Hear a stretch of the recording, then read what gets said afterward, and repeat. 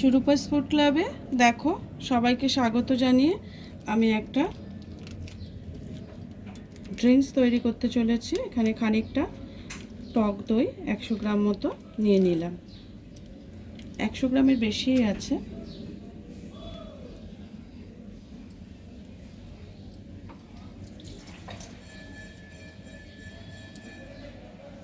এর মধ্যে খানিকটা এলাচের গুঁড়ো আমি দিয়ে দিলাম।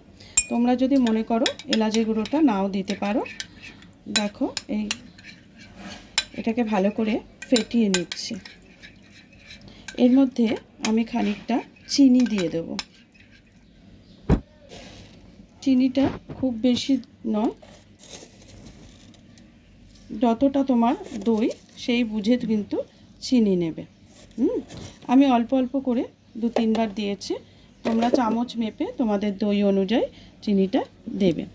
এবার এটা পুরোটাকে ভালো করে ফেটিয়ে নিতে হবে।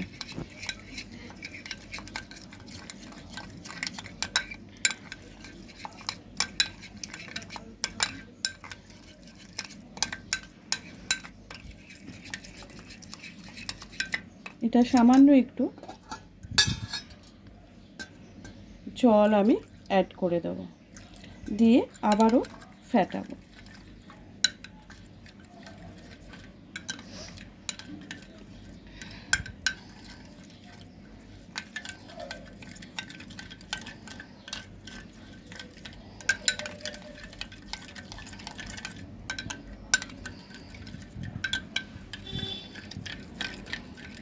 ভালো করে ফেটিয়ে নিয়েছি। এবার এর মধ্যে আমি একটু নুন দেব। এর নুনটা দেখো তোমরা তোমাদের পরিমাণ মতো দিয়ে দেবে। এতে একটু বিট নুনও দিতে পারো, তবে আমি বিট নুনটা ইউজ করব না। এবার এটাকে ভালো করে সব মিশিয়ে নেওয়া আমার হয়ে গেছে। এবারে যেটা করব, আমি খানিকটা চিয়া সিডস দেখো গ্লাসের মধ্যে আগে থেকে দিয়ে দিলাম। আচ্ছা, আর একটা জিনিস যেটা হচ্ছে, আমি কতগুলো বরফের টুকরো এর মধ্যে অ্যাড করে দিচ্ছি। তোমরা গ্লাসের মধ্যেও দিতে পারো, আমি দইয়ের সাথে অ্যাড করে দিলাম। আমার কাছে তৈরি করে রাখা crystal jelly, strawberry crystal jelly ছিল, সেইটা আমি আগেই ভিডিওতে তোমাদের দেখিয়েছি। সেইটা খানিকটা আমি গ্লাসে দিয়ে দিলাম। এইবারে এই মিশ্রণটা খানিকটা দিয়ে দেব। গরমের দিনে এই ঠান্ডা পানীয় মানুষকে অনেকটা স্বস্তি এনে দেয়। দেখো এটা দেওয়ার পর আমি এর সঙ্গে কিছুটা অ্যাড করে দিচ্ছি জল।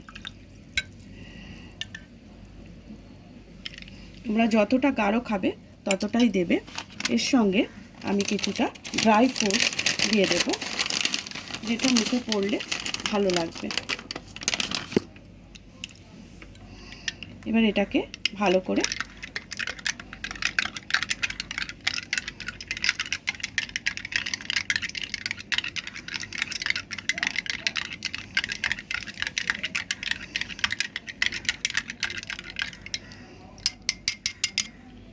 গুলে দিলাম।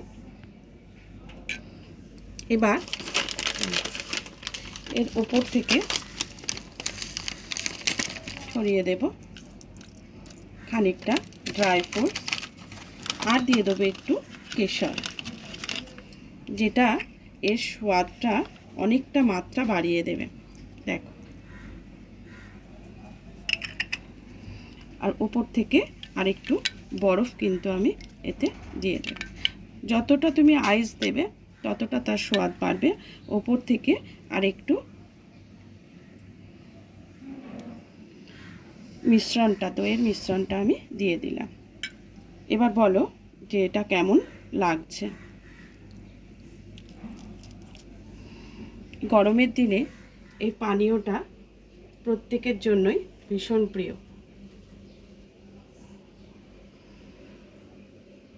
স্ট্রবেরি ক্রিস্টাল জেলি দিয়ে এই পানীয় সকলের জন্যই ভীষণ উপাদেয় এবং ভীষণ টেস্টি এবং গরমের দিনে তৃপ্তি মেটাবে।